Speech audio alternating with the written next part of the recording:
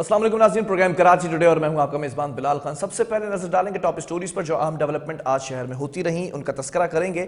जामे कराची के असातिज़ा की जानिब से एक बार फिर क्लासेस के बायकॉट का ऐलान कर दिया गया है। इस बार सिलेक्शन बोर्ड का मुनक्किद ना होना बायकॉट की वजह बन गया है, जबकि पीर से एक हफ्ते तक 11 बजे से तदरीसी उमूर का बायकॉट किया जाएगा। अंजुमन असातिज़ा का यह स्टेटमेंट सामने आया है। जबकि सिलेक्शन बोर्ड्स की तारीखें ना दी गई तो 13 फरवरी को इजलास बुलाकर क्लासेस का मुकम्मल बायकॉट किया जाएगा। मुरीदार रहमू जामे कराची ने भी भर्तियों के लिए खत लिखा था, जबकि ताहम महकमा बोर्ड्स और जामियात की जानिब से इसे सर्द खाने की नजर किया गया। साथ साथ आपको यह भी बताएंगे कि किमाड़ी में मुबैना जहरीली गैस से हलाकतें 5 अमवात की वजह सामने आ चुकी है। 4 बच्चों की वजह अमवात खसरा, जबकि एक लड़की की वजह मौत डेंगू वायरस बताई गई है। कौमी इदारा बराए सेहत की जानिब से यह वाज़ेह किया गया है। जबकि 32 मरीजों के सीने के एक्सरे किए गए थे, 13 मरीजों के खून के नमूने कौमी इदारे सेहत भेजे गए थे। जबकि 2 रोज कबल इंतकाल कर जाने वाले 3 साला अब्दुल हलीम में न खसरा पाया गया, न ही डेंगू की तशखीस हो सकी। जबकि 31 जनवरी को बच्चे की मौत फैक्ट्री के जहरीले धुएं की वजह से हुई थी। इब्तिदाई तौर पर पुलिस रिपोर्ट में बताया गया था। हवा के सैंपल में किसी भी किस्म के जहरीले मवाद की मौजूदगी के शवाहिद नहीं मिल सके हैं, यह कहना था सिंध एनवायरमेंटल प्रोटेक्शन अथॉरिटी का। जबकि माहौलियाती आलूदगी के शवाहिद को इकट्ठा करने के लिए कोई संजीदगी इख्तियार नहीं की गई। ये जो पैथोलॉजिस्ट हैं प्रोफेसर सैयद सिराजुद्दौला साहब, उनकी जानिब से सामने आया। यह भी कहा गया कि निजी लेबॉर्ट्री के ताउन से हवा के मयार के नमूने जमा किए गए। इन लेबॉर्ट्रीज को खुद सीपा से सालाना सर्टिफिकेट दरकार होता है। फैक्ट्रीज के मवाद और फुजले का तजिया करने की कोशिशें नहीं की गई, ये नकाइस थे। जबकि कराची पुलिस चीफ की जानिब से नवाज जुम्मा में गैर मामूली हिफाजती इकदाम को सामने रखने का हुक्म दिया गया है। नमाज जुम्मा के मौके पर शहर कायद में तमाम तर हिफाजती इकदाम को इंतहाई ठोस और मौसर बनाने का कहा गया। जावेद आलम ओडो की जानिब से मसाजिद और इमाम बारगाहों के अतराफ में सादा लिबास और बावर्दी लिबास अहलकारों को तैनात किया जाएगा। वाज़ेह पैगाम दिया गया, गाड़ियों और मोटरसाइकिल की पार्किंग मसाजिद और इमाम बारगाहों से फासले पर यकीनी बनाई जाए। जबकि वजीर आला सिंध को एडिशनल आईजी की जानिब से दिन भर के जराइम की रिपोर्ट भी पेश की गई है। तर्जुमान की जानिब से बताया गया कि गुज़िश्ता 24 घंटों में शहर भर में 140 स्ट्रीट क्राइम की वारदातें रिपोर्ट हुई हैं, जबकि 24 घंटों के दौरान 129 मुलजिमान की गिरफ्तारी भी अमल में लाई गई। और साथ साथ आपको यह भी बताएंगे कि कोरोना से मुतासिरा मुसाफिर सऊदी एयरलाइन के जरिए कराची एयरपोर्ट पहुंचे थे। सऊदी अरब से कराची पहुंचने वाले 5 मुसाफिरों के कोरोना टेस्ट जो है मुस्बत साबित होने की तस्दीक हो चुकी है। जबकि सऊदी एयरलाइन की परवाज नंबर 700 के जरिए कराची एयरपोर्ट पहुंचे और मुसाफिरों में कोरोना की तस्दीक रैपिड एंटीजन टेस्ट के जरिए की गई थी। यह रिपोर्ट में वाज़ेह तौर पर सामने आ चुका है। आगाज करेंगे इस वक्त जामिया कराची की इस बड़ी खबर से।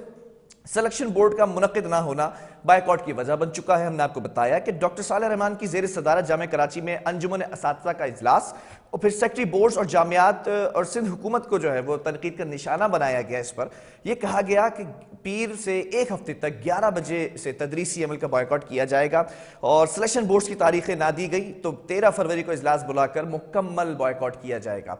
ये मामला बढ़ता चला जा रहा है। सिलेक्शन बोर्ड्स की जानिब से ताखीर और इजलास ना बुलाना, क्या वजूहात हैं? हमारे साथ प्रोग्राम का हमेशा हिस्सा बनते हैं वाइस चांसलर जामिया कराची, हर इशू के ऊपर अपना मौकफ सामने रखते हैं। एक बार फिर जो वाइस चांसलर जामिया कराची हैं डॉक्टर खालिद इराकी हमारे साथ ऑन कॉल मौजूद हैं। डॉक्टर साहब बहुत शुक्रिया, हमेशा आपने ताउन किया है, प्रोग्राम के जरिए मस्बत अंदाज के अंदर अपने पैगाम को आगे पहुंचाया है, मसाइल को हल करने में अव्वलीन तरजीहात में आप आगे रहे हैं। ये मसला क्या है जो इस वक्त सिलेक्शन बोर्ड की जानिब से इजलास नहीं बुलाया गया?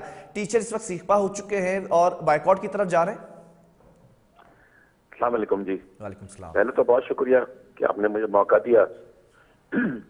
सिलेक्शन बोर्ड का ना होना बुनियादी तौर पे रेफरी रिपोर्ट आने के बाद ही सिलेक्शन बोर्ड मुनक्कद हो सकती है जी। तो अब तक जो कैंडिडेट्स हैं उनकी रेफरी रिपोर्ट जो है वो जामिया कराची को रिसीव नहीं हुई और ये कहना है कि जी शेड्यूल अनाउंस कर दिया जाए, जब तक रिपोर्ट नहीं आती कोई शेड्यूल अनाउंस हो नहीं सकती। पहली तो बात ये। दूसरी बात, इसमें डिले होने की वजह यूनिवर्सिटी बोर्ड का जहां तक ताल्लुक है पूरी सिंध के लिए एक पॉलिसी मैटर अनाउंस की गई थी कि जी पहले से चीफ मिनिस्टर साहब से इजाजत लेने की जरूरत है। अच्छा। इस सिलसिले में यूनिवर्सिटी बोर्ड को हम लोगों ने खत लिख दिया और उनकी तरफ से एक माइनर मॉडिफिकेशन का उन्होंने कहा था, तो उम्मीद है कि बहुत जल्द उनके ताउन से ये इजाजत भी मिल जाएगी। ठीक है डॉक्टर साहब, ये भी जानना चाहूंगा इस मसले को हल करने में कितनी ताखीर हुई है कि इस वक्त टीचर्स ने कहा है कि बायकॉट की तरफ जाएंगे और फिर हफ्ते के पीर से हफ्ते तक कहा है कि 11 बजे तक तदरीसी अमल का बायकॉट किया जाएगा।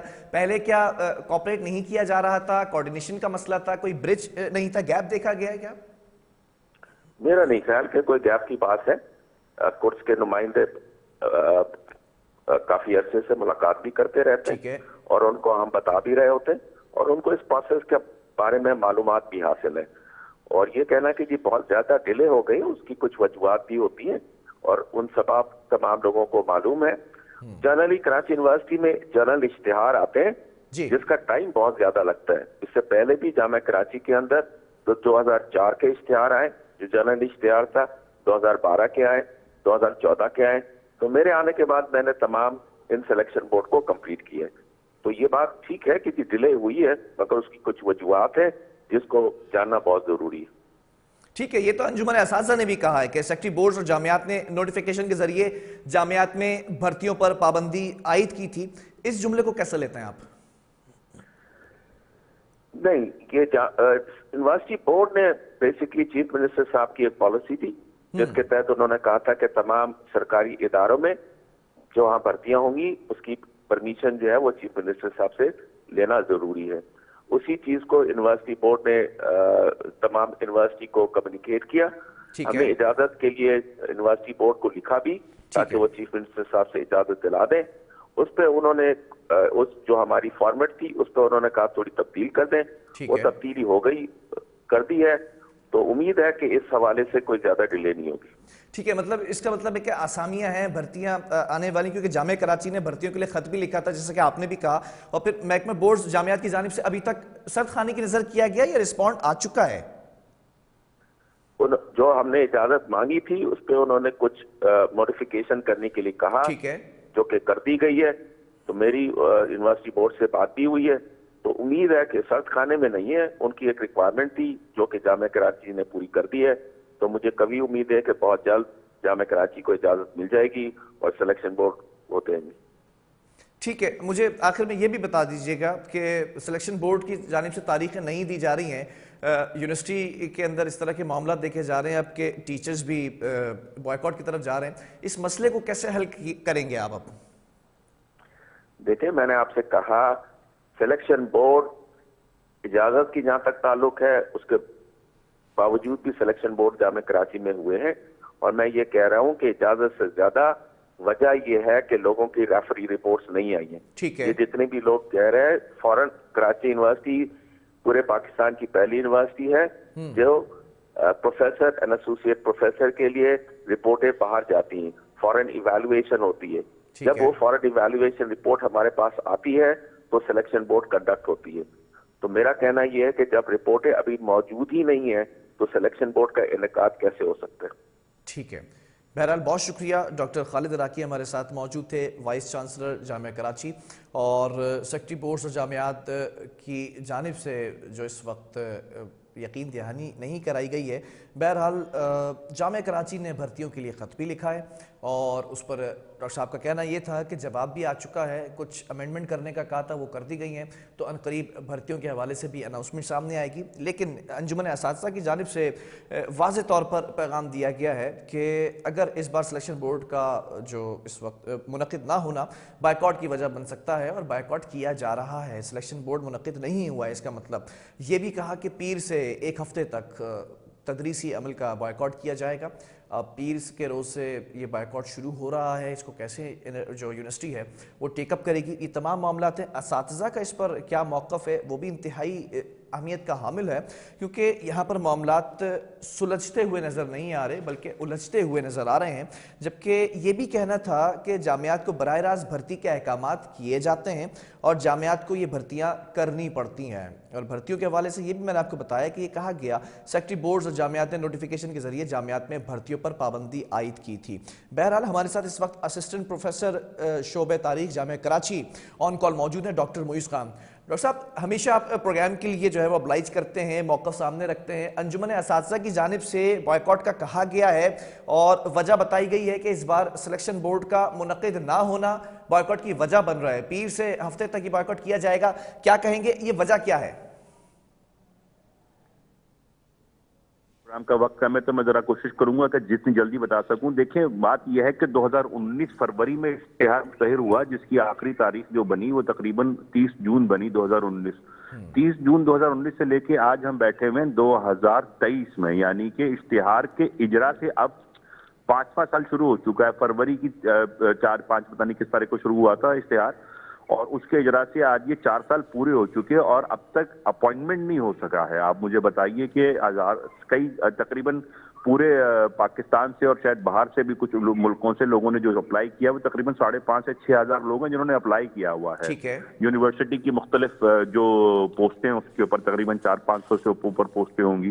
तो अब अंदाजा लगाइए कि इतने सारे लोगों का जो कैरियर है वो दाव पे, और जामिया का पूरा दारोमदार जो होता है वो असातिज़ा की इनटेक के ऊपर ही होता है। अब जो तलबा को आप क्या पढ़ाएंगे कि जब आपके पास टीचर्स ही नहीं आएंगे, और जो पुराने टीचर्स रिटायर हो रहे हैं उनके लिए यहाँ नई जगह नहीं आ रही। खुद अंदाजा लगा लीजिए, अगर आप एवरेज 10 लोगों की रिटायरमेंट भी लगाएं हर साल, तो 4 साल में 40 लोग रिटायर हो चुके, नया एक भी नहीं आया। फिर प्रॉब्लम ये हो रही है कि इस वक्त जामिया कराची के अंदर असिस्टेंट प्रोफेसर की तादाद कोई 500 के 400 से ऊपर जा रही है। ठीक है। और ऊपर के कैडर्स के ऊपर कोई है नहीं। 17 डिपार्टमेंट्स ऐसे हैं जहां पे हमारे पास प्रोफेसर और एसोसिएट प्रोफेसर नहीं है, जहां पे चेयरमैन भी कंप्लीट नहीं लगा, मतलब परमानेंट चेयरमैन नहीं है, इंचार्जेस के हाथ में चल रहा है, डीन के अंडर। तो 50-55 डिपार्टमेंट में से तकरीबन 22-23 डिपार्टमेंट ऐसे हैं कि जिसके अंदर हमारे पास पूरे के पूरे वो नहीं है। ये एक शिद्दत इख्तियार कर गया, ये एक समझ लीजिए बहुत ज्यादा शिद्दत इख्तियार कर चुका है जामिया कराची का जो ये सिलेक्शन बोर्ड का मामला है। इसके अंदर पहले तो कोविड की ऐसे जो भी मामला रहे वो तो सबके सामने, लेकिन उसके बावजूद भी मजीद इसके अंदर वो मसाइल दरपेश हैं। कोई दूसरे HSC की तरफ से, कभी सिंध गवर्नमेंट की तरफ से, कभी जामिया के दूसरे मामला की वजह से। तो ये असातिज़ा की एक बहुत जरीना डिमांड है कि भाई इसको जल्दी से जल्द कराया जाए। ठीक है। कुछ अदालती मामला भी हो जाते हैं, कोई चला जाता है कोई अदालत के अंदर, तो उसकी वजह से भी कोई कभी कभार डिले हो जाता है। लेकिन ये तो इस वक्त जो है बहुत ही ज्यादा जो है मामला बहुत संगीनी इख्तियार कर चुके हैं इस वक्त। और हमारे असातिज़ा जो कि अप्लाई किए हुए, कुछ 7-8 असातिज़ा रिटायर हो चुके हैं उस वक्त से लेके अब तक, 2019 से लेके अब तक। अभी जनवरी में एक रिटायर हुए हैं, अभी 13 फरवरी को एक और उस्ताद जो रिटायर हो रही हैं। 8 फरवरी को एक उस्ताद से जो असिस्टेंट प्रोफेसर रिटायर हो गए। अब आप सोचें कि उनके करियर में कितना बड़ा दाग लगा है कि वो बेचारे इश्तिहार में आने के बावजूद भी 2-2, 3-3 साल के बाद इंतजार करने के बावजूद रिटायर हो गए और उनका सिलेक्शन बोर्ड नहीं हो सका। नहीं, बिल्कुल ऐसा, ये इस पर आवाज़ उठाई जा रही है, बायकॉट की तरफ जा रहे हैं, एहतजाज की तरफ जा रहे हैं। अंजुमन असातिज़ा ने रवाबित मजबूत करने की कोशिश की थी, राब्ता किया था क्या? जो कंसर्न मैनेजमेंट है उसकी जानिब से क्या जवाब आया, जो आपने बताया कि 5 साल का जवाब देखें यही कुछ मामलात हैं, प्रोसीजरल इश्यूज हैं गवर्नमेंट ऑफ सिंध की तरफ से। कुछ जैसे कि आपके इल्म में होगा कि गवर्नमेंट ऑफ सिंध की तरफ से इशारा किया जाता है, मतलब उसकी तरफ मैनेजमेंट की तरफ से उसकी तरफ इशारा किया जाता है कि वो इजाजत कहते हैं कि जी हर सिलेक्शन बोर्ड से पहले इजाजत लीजिए। भाई इसमें सादा सा मामला है सिंध गवर्नमेंट के हवाले से। हमारा तो इसमें मौक़िफ़ ये है कि देखिए, जो असातिज़ा ऑलरेडी यूनिवर्सिटी के अंदर पढ़ा रहे हैं, यानी कि जो लेक्चरर है या असिस्टेंट प्रोफेसर या एसोसिएट प्रोफेसर है, उसका अपॉइंटमेंट क्या हो, मतलब वो तो जो लेक्चरर है वो असिस्टेंट होगा, जो असिस्टेंट है वो एसोसिएट होगा, एसोसिएट प्रोफेसर होगा। तो ये तो प्रमोशन काइंड ऑफ चीज है ना। ठीक है। तो उसके लिए किस बात की इजाजत दीजिए? सीधी सी बात यह कि सिंध गवर्नमेंट या कोई भी गवर्नमेंट का इदारा, जो सिंध गवर्नमेंट के सेक्रेटरीट के लोग हैं, क्या उनके 17 से 18, 18 से 19, 19 से 20 प्रमोशन नहीं हो रहा है इस पाबंदी के दौरान? सही भाई जब वो हो रहे हैं तो हमें क्यों आपने महरूम कर रखा है? ठीक है, ये भी मौक़िफ़ अपनाया गया। इसमें वाज़ेह तौर पर सामने आई बात कि जबकि जरूरी भर्तियों को पेशगी इजाजत से मशरूत कर दिया जाता है, और जी ये इसी तरफ आप निशानदही कर रहे हैं। देखिए, पेश की इजाजत की तरफ, और इसमें भी देखिए कॉम्प्लिकेशंस इस कदर ज्यादा बढ़ती जा रही हैं मुस्तकिल दिन ब दिन के। अब बात यह है कि यूनिवर्सिटी ऑफ कराची के अंदर जैसे कोई 50-55 के करीब डिपार्टमेंट्स और इंस्टीट्यूट्स के अंदर इश्तिहार दिया गया था भर्तियों के लिए। तो भाई एक ब्लैंकेट परमिशन दे दी जाए कि जी ये जो प्रमोशन ये जो है इसको कर दिया जाए। अमूमन सुनने में ये आ रहा है, मैनेजमेंट कहती है कि वो कहते हैं कि जी आप जो सिलेक्शन बोर्ड कराएं, जो उस सिलेक्शन बोर्ड के अंदर जितने लोगों को आप अपीयर कर रहे हैं, 3 डिपार्टमेंट के आप कर रहे हैं 5 लोगों, 3 डिपार्टमेंट के अंदर 6 लोगों के सिलेक्शन बोर्ड कर रहे हैं, तो उन 6 लोगों की परमिशन आज लीजिए, फिर अगले 1 हफ्ते के बाद या 2 हफ्ते बाद या महीने के बाद अगर अगले 2 डिपार्टमेंट का करें तो उसकी परमिशन बाद में लीजिए। तो परमिशन लेने का इतना कोई लेंथी प्रोसेस है कि उसके अंदर बहुत ही ज्यादा मजीद डिले पे डिले हो जा रहा है। चले, मुझे ये बताइएगा कि अगर ये पीर से एक हफ्ते तक बायकॉट किया जाता है तदरीसी अमल का, उसके बाद भी दाल नहीं गलती है, फिर कौन सा रास्ता इख्तियार देखिए किया अभी जाएगा? तो ये तो अभी जो है ना, ये तो एक अलामती बॉयकॉट है और इसके अंदर ये पूरे 3 दिन का नहीं है, 11 बजे शुरू होगा। आपके पास रुदात भी आ गई होगी।